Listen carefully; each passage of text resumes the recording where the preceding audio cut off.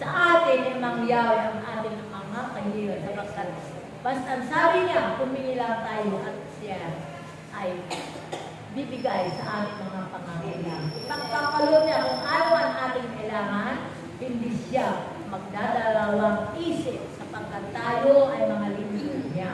Kaya salamat Ama, salamat dahil ako rin kanina nung malakas ang ulan. Ama, sabi ng anak ko, Nanay, pupunta ka pa ba doon? Sabi niya.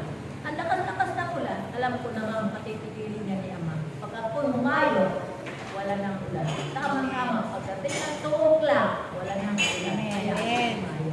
Dahil alam ko, ipagkakalog sa atin lahat, sa atin ang mga kaibigan. Dahil siya ang ating Diyos na pinaglilingkuran. Ngayon, dadako na tayo sa unang pagpapalayang ng banal na salita ng Diyos. Tungkol Sa paghahari. Sa paghahari tungkol sa paghahari ng Diyos ng Diyos sa ating panahon. sa ating panahon